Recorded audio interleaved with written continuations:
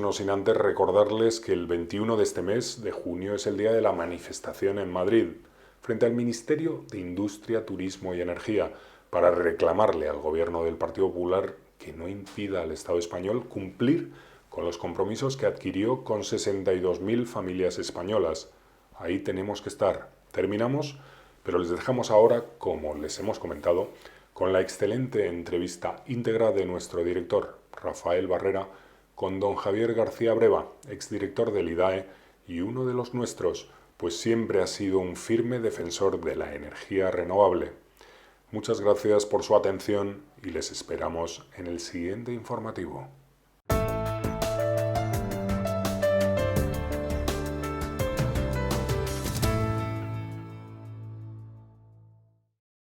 Estrenamos hoy nuestro espacio de diálogos fotovoltaicos y de ámbito renovable con don Javier García Breva. Javier García Breva fue director del IDAE, ha sido uno de los principales impulsores de las energías renovables en España y en coherencia con esto es uno de los defensores de este tipo de tecnologías. Bienvenido, don Javier García Breva. Buenas tardes, Rafael, y encantado de estar con vosotros en esta nueva aventura de Ampere. Javier García Breva dedica ahora su vida profesional a la oficina de Javier García Breva. Vamos a empezar por aquí. ¿Qué es la oficina de don Javier García Breva y qué podemos encontrar en ella? Bueno, la oficina de Javier García Breva es una plataforma virtual que, en colaboración con la Agencia de Comunicación y Media, pusimos en funcionamiento hace ahora 2 años y surge por el convencimiento de trasladar tanto a las empresas del sector de las renovables como de la eficiencia energética, a las asociaciones de estos sectores y a la propia sociedad el mensaje de la necesidad de cambiar el actual modelo de negocio energético, que se basa fundamentalmente en facturar cada vez más al consumidor final, por un modelo de negocio energético que prime la eficiencia energética con renovables, en coherencia con lo que está pasando en el mundo, la tendencia global a que vamos hacia un escenario energético donde la tecnología más importante pues va a ser la tecnología de generación, va a ser la generación descentralizada. Y aquí tanto la fotovoltaica como el resto de renovables van a tener un protagonismo fundamental y yo creo que la plataforma de la oficina de Javier García Breva lo que trata de ser es un centro de elaboración, de pensamiento estratégico sobre cuál es y cuál va a ser la situación de las renovables en este nuevo escenario energético mundial y que también necesariamente va a afectar a España. En Javier García Breva y por lo tanto en su oficina siempre encontramos perspectiva de futuro, pero esa perspectiva de futuro surge de que hay conocimiento de la génesis de lo que es el sector renovable en España. ¿Cómo arrancan las renovables y la fotovoltaica en este país? Bueno, las renovables en España tienen ya pues, más de 3 décadas de historia, pero es curioso en este momento, cuando yo miro para atrás, es curioso recordar cómo fue en el año 97 el primer gobierno del Partido Popular, siendo presidente José María Aznar, cuando se aprueba en la ley del sector eléctrico el primer gran objetivo de renovables en este país, que era que en el año 2010 el 12% del consumo de energía fuera de origen renovable. Y cómo justo en el último Consejo de Ministros del segundo gobierno de José María Aznar, creo que fue el 13 de marzo del 2004, se aprueba el Real Decreto 436, que es el primer decreto donde se establece un ambicioso plan de primas a todas las tecnologías renovables que da lugar pues, a todo el desarrollo de las renovables en España basado en unas ayudas que se recibían a través del recibo de la luz que venían a compensar los beneficios que las renovables producían en la economía nacional, fundamentalmente beneficios basados en el ahorro de importaciones de gas y de petróleo y en el ahorro de emisiones de CO2 con todas las ventajas que tenía esto pues para reducir la contaminación ambiental y reducir la factura enorme de la dependencia energética de nuestro país. Ese es el origen. A partir de ahí, mi experiencia personal, lo que he podido ver es que en el año 2004-2005, cuando se aprueba la revisión del plan de renovables que hizo el Partido Popular en el año 1999, se revisa y se aprueba esa revisión en el año 2005 con el plan 2005-2010. Yo me acuerdo que en aquel momento se aprueba ya un objetivo de 20.000 megavatios de eólica en el año 2010 o 500 megavatios de fotovoltaica para el año 2010, que tengo que decir sinceramente que nadie se creía que en España se iba a instalar esa potencia renovable, simplemente porque había una falta de confianza en que las tecnologías renovables iban a madurar tan rápidamente o que iban a llegar a ocupar, digamos, esa cuota en el mercado energético español, y entonces se aprueban esos objetivos, incluso se aprueban sin ningún tipo de flexibilidad con respecto a que las primas fueran bajando de manera flexible en función del crecimiento del objetivo, y llegamos al año 2008 donde se ve que todos los objetivos que se habían planteado en el año 2005, que decían entonces que eran imposibles, a mí yo recuerdo que me decían: Javier, es imposible que haya más de 10.000 megavatios eólicos en la red, o es imposible que consigamos 500 megavatios fotovoltaicos cuando solamente en España en el año 2004 se instalaban 8 megavatios al año de fotovoltaica. Bueno, hemos visto que mirando para atrás hemos comprobado dos cosas. Primero, que la velocidad de maduración de las renovables ha superado a cualquier otra tecnología energética. Esto es muy importante, porque si lo comparamos, por ejemplo, con la nuclear, la tecnología nuclear que está vigente en este momento es una tecnología que no ha madurado nada, porque es la misma tecnología que se utilizó en los años 50, en los años 60, cuando se instalaron los reactores nucleares de segunda generación. Resulta que la tecnología nuclear en 50 o 60 años no ha madurado nada, y las energías renovables, sobre todo la eólica y la fotovoltaica, en menos de 5 años ha madurado 50 veces más que la energía nuclear. Esta rápida maduración de las renovables se ha unido a otra cualidad importantísima de las renovables, sobre todo de la fotovoltaica, y es la más rápida aplicación. Y esto lo está comprobando Japón. Japón ha planteado el año 2012, o planteó el año 2012, después del tsunami y del accidente nuclear o la explosión de los reactores nucleares de Fukushima, se plantea intentar sustituir la energía nuclear por renovables. Y la decisión no la toman por ecologismo, por un criterio medioambiental, sino porque la tecnología renovable en el año 2011 era la que en el menor tiempo posible podía instalar el mayor número de megavatios. Es decir, la mayor rápida aplicación hace que con las renovables se pueda sustituir el resto de fuentes. Yo creo que estos dos elementos han hecho que en el mundo prácticamente las renovables han disparado su crecimiento, y ahora mismo pues más de la mitad de toda la inversión energética mundial cada año es en renovables. Y esto va a transformar el escenario energético mundial. ¿Por qué? Porque esa mayor demanda o mayor crecimiento del mercado de renovables va a hacer que la competitividad de todas las tecnologías renovables se consiga en esta misma década. Dicen que no se aprende en cabeza ajena, pero hay países que se han aprendido del desastre de Fukushima, como puede ser Alemania. Vemos países que van en una dirección y curiosamente vemos países que empiezan, como España, a ir en otra. Concretamente en el ámbito fotovoltaico, 62.000 familias de este país apostaron por el desarrollo y generación de energía solar fotovoltaica. En su conjunto llegaron a invertir 20.000 millones de euros, de los cuales todavía se debe a la banca 18.000. Claro, los gobiernos últimos tomaron la decisión de cambiar las normas de juego a mitad de la partida y decidieron cercenar esos retornos garantizados. ¿Qué ocurre? Que estos inversores no podían ir al banco a decir que iban a cercenar también esos ingresos a la banca. ¿Cómo valora, Javier, la situación en la que se encuentran estas 62.000 familias? Bueno, yo creo que lo que ha pasado, y tú lo has definido muy bien, prácticamente desde el año 2008, desde que entra el ministro Miguel Sebastián y después ha entrado el ministro Soria, lo que se está produciendo es una verdadera contrarreforma. igual que te he dicho anteriormente, pues que se establecen esos objetivos en el año 97 y en el año 2004, pues a partir del año 2008 prácticamente se produce una contrarreforma energética en todas las condiciones. Es decir, se estaba apostando por las renovables pensando que las renovables no iban a ser competitivas con respecto al gas o al carbón o a la energía nuclear, y resulta que en el año 2008 aparece una crisis financiera brutal, las tecnologías renovables empiezan a ser competitivas, pero el sistema bancario pierde toda la liquidez que tenía en las entidades financieras españolas y por lo tanto no pueden adelantar a las eléctricas el famoso déficit de tarifa.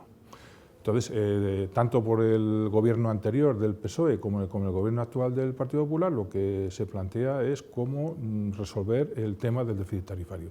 Y se hace un análisis totalmente equivocado de la situación, echando la culpa o culpabilizando del déficit tarifario a las energías renovables, cuando las energías renovables pues, son responsables del 15-16% de los costes del sistema, con lo cual quedan otro 85% de los costes del sistema que no son las renovables. Pero los dos últimos gobiernos que ha tenido este país han creado ese mantra de que las renovables son caras, culpabilizando a las renovables y sobre todo a una tecnología que es la fotovoltaica. La fotovoltaica, como tú bien has dicho, lo que ha conseguido es que ha hecho propietarios de generación eléctrica a más de 60.000 inversores o pequeños inversores, la mayoría de ellos familias que han invertido sus ahorros en la fotovoltaica pensando que en este país existía una seguridad jurídica o una garantía que estaba escrita en el Boletín Oficial del Estado por la cual tenían garantizada la retribución de esa inversión durante 25 años. Evidentemente, estos dos últimos gobiernos se han cargado esa seguridad jurídica, esa confianza que los inversores tenían en el Boletín Oficial del Estado y en las decisiones del Consejo de Ministros y han creado ese gravísimo problema que, en el fondo, nace de un análisis totalmente manipulado con respecto a la información que sobre el sistema eléctrico se ha dado a la sociedad. Estos días, este fin de semana, yo he podido leer cómo en el borrador de la orden de nuevos parámetros que se quiere aplicar a las renovables, donde se va a aplicar una retroactividad total a todas las instalaciones fotovoltaicas, pues aparece un dato que es un dato que yo quiero analizar si me permites, y es que dicen más o menos que lo que queda de pagar por retribución o por retribuir a las renovables en los próximos 20 años son 140.000 millones de euros. Yo cuando he leído eso en un texto oficial y legal, pues realmente me echo las manos a la cabeza, porque claro, 140.000 millones de euros contando con las primas de la cogeneración y de los residuos. Si quitamos las primas de la cogeneración y los residuos, ya son 121.000 millones de euros. Si dividimos esos 121.000 millones de euros por 20 años, pues nos sale una cantidad que oscila entre los 5.000 o 6.000 millones de euros cada año, que es aproximadamente la media de lo que han costado las primas de las renovables desde el año 2009 al año 2013. Los datos de la CNE están ahí, a la vista de todo el mundo, y la media de estos últimos 5 años es que el coste de las primas de las renovables han sido 5.511 millones de media cada año. Y es un coste controlado, que todo el mundo lo sabe, que está escrito en todos los documentos oficiales, y a mí lo que me llama la atención primero es la manipulación de los datos. A mí me gustaría que el Gobierno y el Ministerio de Industria dijera también lo que nos cuesta el gas y el carbón y el petróleo. Y entonces el cálculo que yo hago siguiendo la metodología del Ministerio de Industria es que si las importaciones de gas y de petróleo en el año 2013 nos costaron 57.000 millones de euros, si lo multiplicamos por 20 años nos sale 1,1 billón de euros que todos los españoles tenemos que pagar por las importaciones de gas y petróleo. Curiosamente es 10 veces más que el coste de las renovables. Entonces, yo creo que hacer pagar a los 60.000 inversores o pequeños inversores en fotovoltaica es no solamente injusto y discriminatorio, sino que es el resultado de una enorme manipulación por no conocer todos los datos y toda la información de lo que nos cuestan todas las fuentes energéticas en nuestro sistema eléctrico. Efectivamente, el dato es absolutamente tendencioso. El objetivo pudiera ser estigmatizar a las tecnologías renovables porque no se menciona los retornos que tienen para la sociedad, no solamente en euros y en ahorro de CO2 a la atmósfera, sino a futuro. Sería más justo poner lo que suponen y lo que aportan. Llegamos a la conclusión de que en este país no hay en este momento un modelo energético de futuro. No, yo te voy a dar un dato que también ha salido estos días. El ministro de Industria, en plena campaña electoral de las elecciones europeas, pues dice que las eléctricas van a devolver 310 millones de euros a los consumidores. Se supone que son 310 millones de euros que las eléctricas han cobrado de más al consumidor en el recibo de la luz. Lo que no dice el ministro ni el ministerio es por qué las eléctricas han cobrado esos 310 millones de más y por qué hay que devolverlos ahora. Y la respuesta es muy sencilla. Los precios del mercado mayorista de la electricidad, lo que se llama el pool, en diciembre del 2013 eran aproximadamente 61 euros megavatio hora. En enero y febrero del 2014, esos 61 euros megavatio hora han bajado a 25 euros megavatio hora. Es decir, ha habido más de un 50% de rebaja del precio mayorista de la luz, que es el que luego va a trasladarse al recibo de la luz. ¿Por qué? Porque ha hecho en España más viento y más lluvia, ha habido más energía eólica, ha habido más energía hidráulica y la fotovoltaica ha llegado nada más y nada menos que a cubrir casi el 3,9% de la demanda de electricidad de este país. ¿Qué quiere decir? Que ha habido más producción renovable y la mayor producción renovable es la que baja el precio del pool. Y yo entonces lo que digo es, bueno, si esto no se traslada ahora a los consumidores, que se traslade la verdad, y la verdad es que las renovables bajan el precio del pool. Y al bajar las renovables el precio del pool, las eléctricas tienen que devolver el dinero a los consumidores. Es decir, a los consumidores les sale bien que España consuma más energías renovables, porque en la medida en que se consuma más energías renovables, el precio de la luz al consumidor bajará más.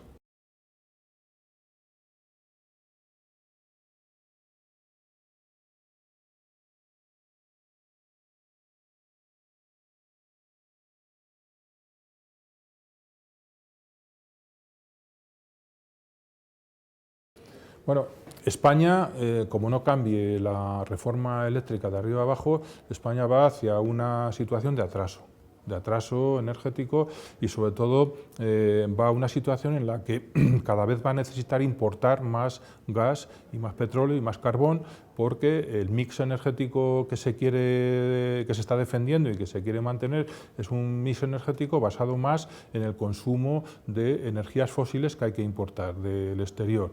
Y como los precios del gas argelino o del petróleo de Rusia o de Oriente Medio nos los imponen, pues evidentemente, por ejemplo, es curioso, estos días está subiendo el barril de crudo, ha llegado ya a $110 el barril. Eso para la economía española, pues menos mal que el euro sigue muy fuerte, pero el día que el euro empiece a bajar va a ser absolutamente insostenible mantener una economía basada en los combustibles fósiles. ¿Qué ha hecho sobre todo el resto de las economías con las que competimos, que son las economías de la zona euro, de la Unión Europea? Pues que llevan ya como 20, 30 años con políticas de ahorro en el consumo de gas y de petróleo, sobre todo de petróleo. La dependencia del petróleo de los países de la Unión Europea y comparados con España es que consumen bastante menos petróleo, o sea, la dependencia del petróleo es menor que la de España, porque aquí en España es curioso, ningún gobierno, ni anterior ni actual, ha propuesto en ningún momento, yo no lo he leído en ningún sitio, que la economía española necesita ahorrar o consumir menos petróleo y menos gas. Todo lo contrario, aquí la factura de las importaciones energéticas con crecimiento cero del PIB siguen incrementándose. Entonces, España va a contracorriente de la tendencia mundial. La segunda gran tendencia mundial, la primera es la del ahorro de combustibles fósiles, es decir, consumir menos petróleo y menos gas, es decir, reducir las importaciones energéticas. La segunda gran tendencia mundial es la energía descentralizada. Se calcula ahora mismo que para el año 2030 más del 20% de toda la generación eléctrica mundial será de descentralizada, de origen descentralizado, es decir, estamos hablando del autoconsumo. Es decir, lo que va a pasar en el mundo es que como la mejor política de eficiencia energética no solamente es consumir menos, sino consumir en el mismo centro de consumo, perdón, mejor explicado, generar la electricidad en el mismo centro de consumo. Ahora mismo la electricidad que a lo mejor estamos consumiendo ahora pues viene de Galicia o viene de Guadalajara o viene de Tarragona, es decir, tenemos un sistema ineficiente porque eso produce pérdidas, produce costes. La energía descentralizada y el autoconsumo con fotovoltaica lo que hace es que todos esos costes desaparecen porque tendremos la fuente de generación en el mismo centro de consumo, es decir, podremos convertir cada edificio no solamente en un centro de consumo, sino en un centro de generación. Y esa es la gran virtud del autoconsumo, autoconsumo sobre todo fotovoltaico. Y aquí sí que todas las economías más desarrolladas, como pueda ser China o Estados Unidos, están volcados estos países están volcados en un liderazgo mundial a través de la generación descentralizada. Y esto no se dice muchas veces, pero es así. Países como Alemania, como Dinamarca, están ya incluso llegando, dando un paso más adelante, más avanzado, renacionalizando, es decir, haciendo públicas las redes de baja tensión para que esa generación descentralizada sea con redes que no sean de las compañías eléctricas o de uso privado, sino que sean de propiedad de los ayuntamientos o de las entidades locales para que se pueda facilitar a todos los consumidores los servicios energéticos de gestión de la demanda y los servicios energéticos como pueda ser la generación a través del autoconsumo. Estamos hablando de democratizar la energía, que es una manera de hacerla más racional, más accesible. Incluso mejoraría la competitividad de nuestras empresas, lo cual generaría más riqueza, más empleo. Es decir, parece que es una rueda y la propia economía verde de las renovables generaría también empleo. Si Javier García Breva fuera nombrado ministro de Industria, por lo tanto tuviera las competencias de energía, ¿qué decisiones tomaría? Yo creo que hay un tema clave del que se habla poco y la persona que habla de estos temas, pues yo creo que mete la pata permanentemente. El tema clave es la competencia. Es decir, cuando hablamos de fotovoltaica, el gran problema de la fotovoltaica o el gran miedo que hay a la fotovoltaica por parte, digamos, del sistema eléctrico convencional tradicional es que la fotovoltaica es la tecnología energética más socializable. Socializable quiere decir que cualquier ciudadano, cualquier consumidor, cualquier centro de consumo puede ser propietario de una instalación fotovoltaica. Eso prácticamente no es viable con ninguna otra fuente energética. Con lo cual la fotovoltaica es la tecnología ideal para abrir la competencia. Es decir, para que en vez de 4 empresas o 3 empresas dominen prácticamente el 90% del mercado, haya miles de pequeños propietarios de instalaciones fotovoltaicas que puedan ser autosuficientes, que puedan ser generadores, consumidores y gestores de su propia demanda energética. Esto la fotovoltaica lo que hace es convertirla en un gran instrumento de apertura de la competencia prácticamente a todos los consumidores. Esto realmente en un sistema como el español que está funcionando y no hago nada más que repetir las palabras que ha dicho el presidente de la Comisión Nacional de los Mercados y la Competencia hace semanas dijo que, bueno, que el gran problema que había en el sector eléctrico español era la integración vertical de las eléctricas españolas. Lo que pasa es que en vez de actuar en consecuencia, porque si ese es el problema, es muy sencillo, bueno, pues vamos a abrir la competencia para que no sean solo 3 o 4 empresas las que controlen el mercado, sino que sea el consumidor que pueda acceder a ser propietario de su generación, de su propio sistema o instalación de generación eléctrica. En fin, la Comisión Nacional de la Energía, el presidente ha dicho esto, pero luego ha actuado defendiendo seguramente pues, que el mercado siga cerrado o siga concentrado en estas 3 o 4 empresas. Es más, dijo otra cosa el presidente de la Comisión Nacional de los Mercados de Competencia hace pocas fechas en el Congreso de los Diputados, en su última comparecencia dijo que, lo peor que había en España es que los servicios como es el eléctrico estaban funcionando como cárteles. Y cártel, en la definición económica de cártel, es cuando un número muy reducido de empresas se ponen de acuerdo para establecer una serie de precios que establecen ellos unilateralmente en el mercado. Esto lo que hace es que los españoles seamos unos consumidores cautivos de estos grandes cárteles que establecen o determinan los precios de la energía y, en este caso, los precios de la electricidad. Yo creo que la fotovoltaica, la gran ventaja y la gran utilidad que tiene es que rompería ese sistema de cártel, porque abriría la competencia prácticamente a todos los consumidores eléctricos. La primera medida que tomaría Javier García Abreva sería descentralizar de alguna manera la generación energética y que fuera accesible a los ciudadanos y a las empresas. Yo creo que sería facilitar. A ciudadanos y empresas también. Yo diría que sería crear nuevos derechos, hablando ya en términos más políticos. Abrir nuevos derechos o establecer nuevos derechos para hogares, pymes, sobre todo pequeñas empresas, en el sentido de que puedan acceder a los servicios energéticos para ahorrar energía y puedan acceder también a las renovables. ¿Sería rentable o más competitivo una empresa si tuviera acceso a esta forma de generar energía a través de la fotovoltaica? Vamos a ver, yo creo que en este momento los datos que se han publicado muy recientemente en los últimos informes de Euroserver sobre la fotovoltaica, se habla ya de contratos en Estados Unidos de nuevas instalaciones. Estoy hablando de nuevas instalaciones fotovoltaicas en Estados Unidos a 50 euros megavatio hora.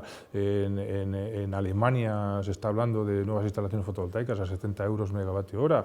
Es decir, yo creo que ahora mismo cualquier instalación de autoconsumo fotovoltaico, cualquier nueva instalación fotovoltaica ya es competitiva en la mayoría de los mercados, en Alemania, en Dinamarca, en Estados Unidos, en China, en Holanda, en Austria, en Italia y también en España. Todo esto gracias al esfuerzo de 62.000 familias españolas que han financiado este salto, ni más de más. Pero ¿qué haríamos con la sobrecapacidad? Es decir, tenemos cerca de 100.000 megavatios instalados en España. No todos van a funcionar al mismo tiempo, pero 70.000 sí. ¿Qué hacemos con ellos? Sobre esta sobrecapacidad hay que hacer una matización. La sobrecapacidad fundamentalmente se ha producido, y esto está escrito, y yo a los telespectadores que me escuchen les invitaría a que se lean el preámbulo del Real Decreto Ley 13/2012 del actual Gobierno, de marzo del 2012, donde en las últimas páginas de ese preámbulo se hace una crítica a las inversiones gasistas que se han hecho en este país desde el año 2007. Es decir, ahí se dice claramente que ha habido una sobreinversión, o en términos más claros, se ha invertido en infraestructuras innecesarias cuando estaba bajando la demanda gasista. Y entonces, claro, ese Real Decreto paraliza las inversiones gasistas que se estaban desarrollando en ese momento. Pero es curioso cómo en España, con crisis económica desde el año 2007, se ha seguido invirtiendo en infraestructuras gasistas hasta prácticamente el año 2013. Es decir, la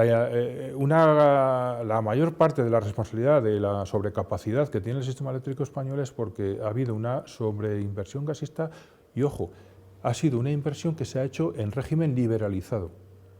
Es decir, esas inversiones no se han hecho ordenadas por un decreto, o por una planificación vinculante, ni siquiera indicativa de los gobiernos, sino que se ha hecho porque las empresas eléctricas, en este caso, han decidido invertir en gas libremente, han hecho los ciclos combinados los que han querido, cuando han querido, donde han querido y de la manera que han querido, y bueno, y de pronto se han visto que han invertido más de la cuenta. Con lo cual son decisiones empresariales. Y entonces lo que habría que decir, bueno, una gran parte de esa sobrecapacidad ha sido originada por decisiones de gestión empresarial, acertadas o equivocadas.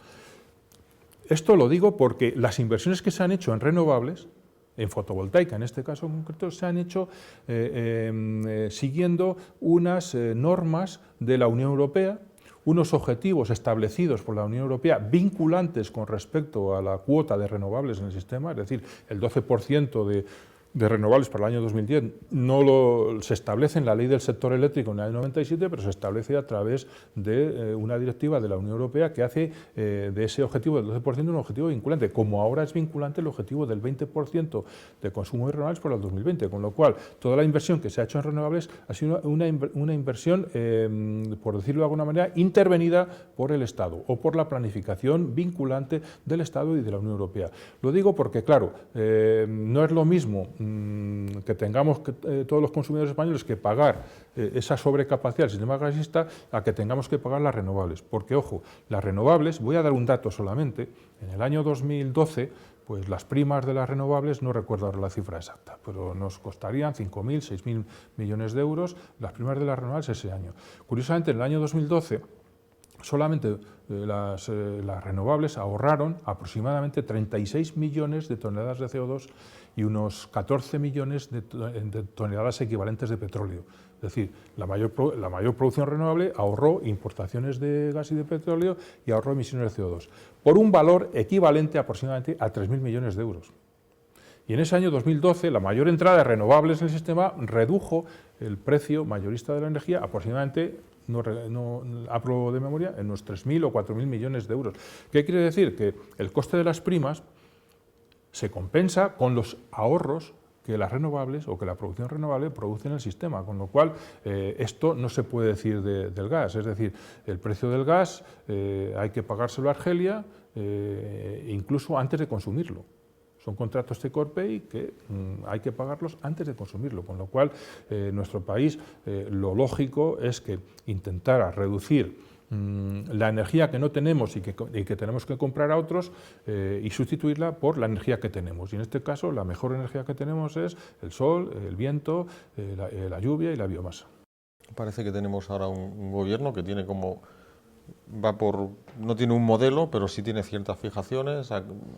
La fijación de acabar con las renovables la hemos estado viviendo, la seguimos viviendo y parece que la siguiente es la interconexión de las redes con Europa. ¿Esto beneficia al consumidor? ¿A quién favorece esta interconexión que parece ser la nueva fijación del gobierno? Yo creo que las interconexiones eléctricas de España con Francia en concreto son una inversión necesaria, imprescindible diría yo. Es decir, si queremos aumentar la cuota de renovables en el sistema, es decir, si queremos seguir incrementando la producción renovable en España y aumentar el número de instalaciones renovables, y si queremos, por ejemplo, que la generación descentralizada a través de la solar fotovoltaica sea ese nuevo paradigma del crecimiento de las renovables en España y del sistema energético, España necesita inexorablemente interconectar nuestras redes con las redes europeas. El problema está en que igual que yo lo tengo muy claro y que hay mucha gente que lo tiene claro, a mí me da la sensación de que los gobiernos europeos y los distintos gobiernos españoles no lo han tenido tan claro. ¿Por qué? En el año 2002 hubo un Consejo Europeo en Barcelona donde se acordó que se incrementara la capacidad de la interconexión de España con Francia hasta un 10% del total de la demanda eléctrica. Al día de hoy, te he dicho el año 2002, estamos en el 2014, al día de hoy, es decir, 12 años después, esa interconexión con Francia debe estar en un 2,4%, no creo que llegue al 3% de la demanda total eléctrica de nuestro país. ¿Qué quiere decirse? Que durante los últimos 12 años ese acuerdo que se toma en un Consejo Europeo en el año 2002 se ha incumplido.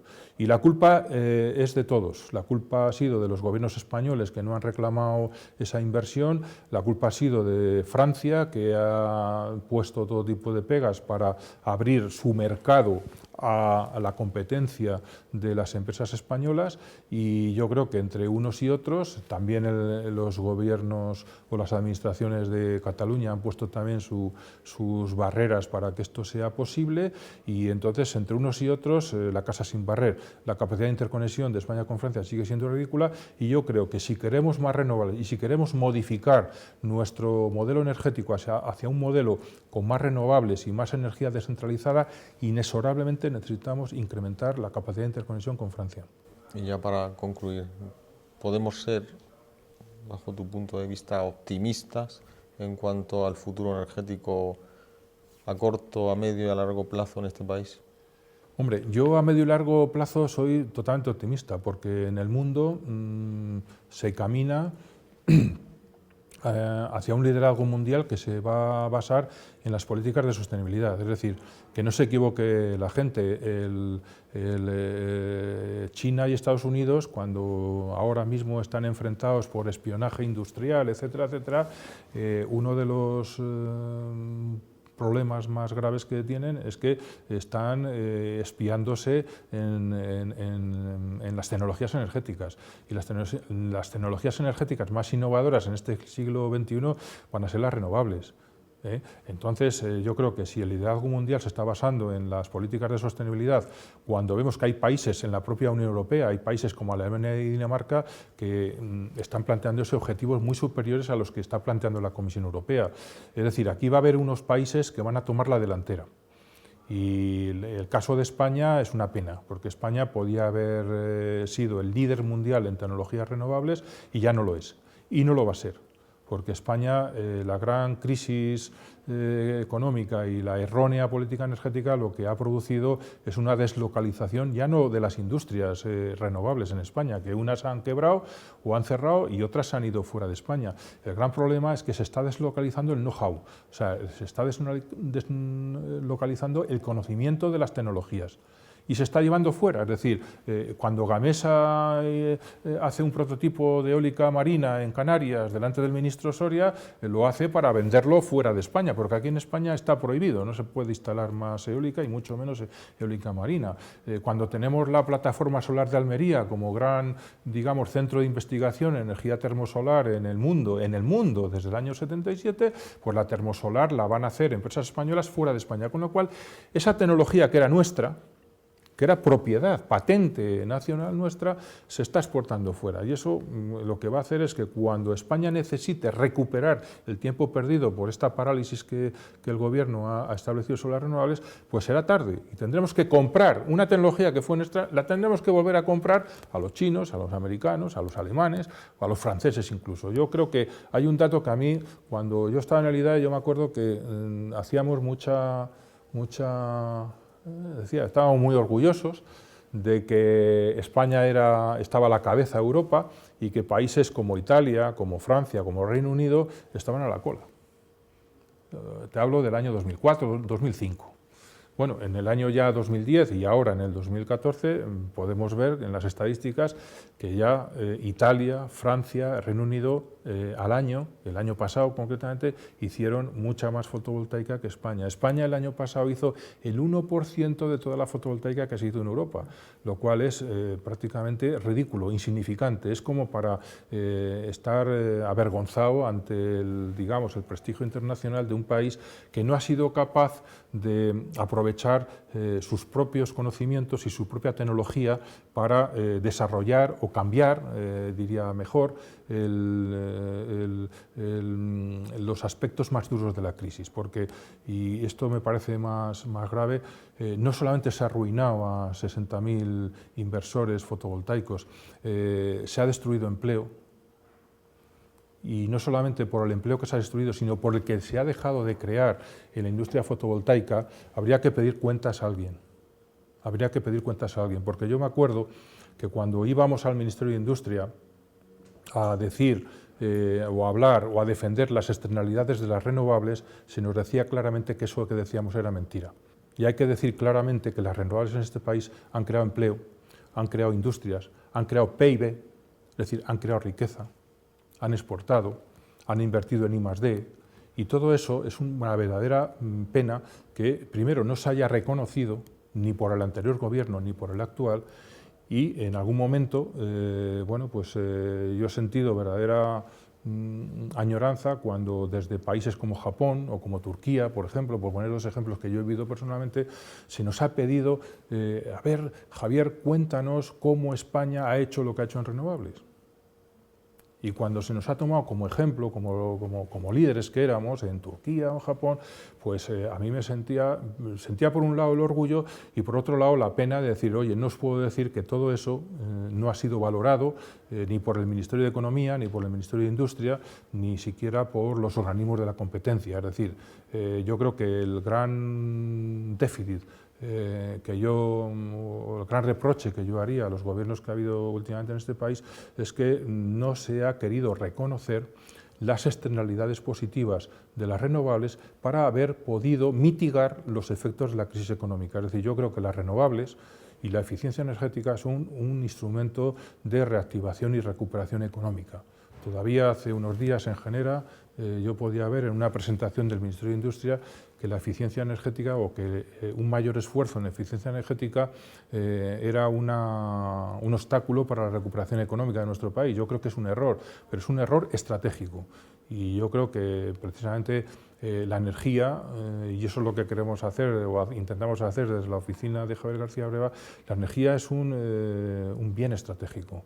Y yo creo que como ese análisis estratégico no ha sido bien analizado por las instancias oficiales, incluso por las grandes compañías energéticas. Y yo creo que la estrategia energética en este momento en el mundo camina en un sentido en el que ahora mismo no se ve reflejada en absoluto la política española.